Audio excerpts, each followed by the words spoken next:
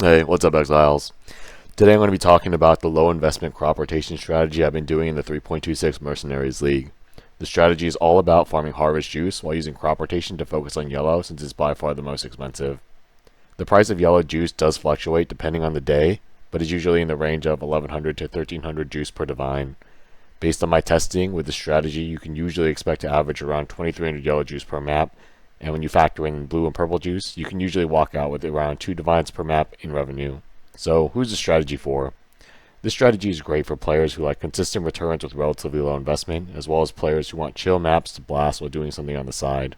This is my personal go-to strategy for the times where I want to work on my backlog of shows, but want to farm currency at the same time. Okay, now let's talk about loot. Since we only care about the harvest while running the strat, there is pretty minimal looting involved. In most maps, all you're picking up is the juice. And because we're only picking up juice, liquidation is also very easy since you can just sell it all on the currency exchange.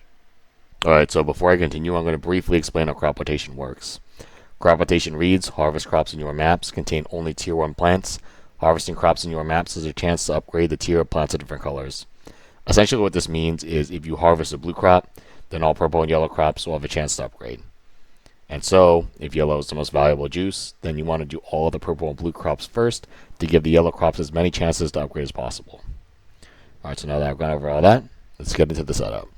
I'll just get the Scarab out of the way because we're only using one, the Harvest Scarab doubling. Pretty self-explanatory, it just doubles the life force drop by harvest monsters. Now, there are other variants of the strategy, like the one that adds risk Scarabs. However, I value the consistency of a strat very highly, and risk Scarabs are just too expensive when you consider that crop rotation can be RNG dependent. There's also the Awakening Scarab, but for the same reasons I just mentioned, I don't feel it's worth using.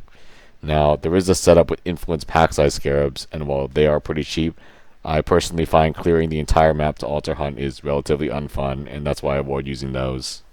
Now, I've talked a lot about how crop rotation can be RNG dependent, and I'll explain why. A harvest in any given map has a chance to spawn with either 3 or 4 plots. Additionally, the notable bumper crop gives a 50% chance for another one. In my experience, the chances of 3 or 4 plots is equal, and so when you factor in bumper crop, there's a 25% chance for 3 plots, 50 for 4, and 25 for 5. Based on my explanation of crop rotation earlier, you probably realize that the more plots you have, the more chances to upgrade to tier 3 seeds you'll have, and thus the more juice you're going to get. It can feel pretty bad when you low roll 3 plots multiple maps in a row, and even more so when you are investing heavily in each map. Not only that, the crop rotation upgrade chance is exactly that, a chance. I can tell you from experience that there's definitely high and low rolling involved in this part of the mechanic. You can have maps where you have 3 plots, but end up with 5 tier 3 seeds, and you can also have maps where you have 5 plots and end up with 2. There's a lot of RNG involved here. That's why I personally find it to be the most effective to keep investment low so you don't get demolished by the unlucky streaks while still being able to get a decent payout from the lucky ones. Now that I've gone over all that, I'm going to show you the Atlas tree. Okay, here's the Atlas tree. The only mandatory parts are all of the harvest clusters as well as all of the nodes that give increased map mod effect. You can skip one of these 10% nodes as there are 11 total, but I just take the extra one for a slight boost in Harvest Scarab chance. And for these reduced chance nodes, in my experience, 2 yellow and 3 of either purple or blue has yielded the best results. I am not sure if this is actually the best, but it has always worked well for me, and so I've never felt the need to change it. The rest of the tree is pretty flexible. I'm personally going for some Scarab chance, as well as some extra maps, but you can go with anything you want, as long as you are taking the mandatory nodes. As for the maps we're going to run, we're going to be running the strategy in 8 mod tier 16 maps, and for the map device, we're going to be going for quant.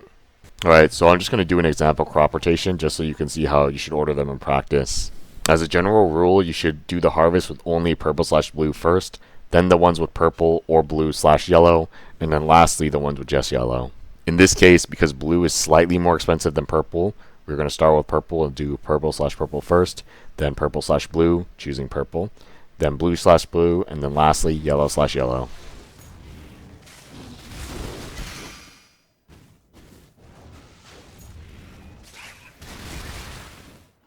Alright, so now that we're here, there's a couple of things I'm going to talk about. First, you can tell how many of each tier seed there are by the color of the text. Tier 1 is gray, tier 2 is white, and tier 3 is light blue. So in this example, the plot on the left has 6 tier 2s and 1 tier 3. Second, there is a display bug with crop rotation that occasionally causes the counter to not update properly. You can visibly see there is a tier 3 seed in the right plot, but the counter says there aren't any. Unfortunately, there's no way to fix this outside of harvesting another plot, so most of the time you will just need to keep your eyes peeled.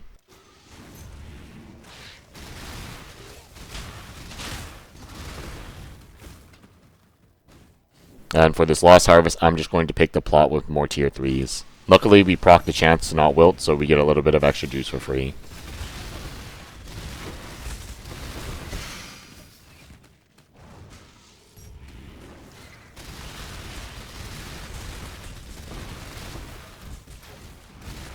Anyways, that's it for the demonstration. I thought it might be a good idea to quantify exactly how good the strategy is as well, so I did a 60 map test and recorded the results, which I'll go over now. With Harvest Scarab of Doubling valued at 3 to 1 Divine, and 8 1 maps valued at 12 to 1 Divine, this test costed me 25 Divines to run.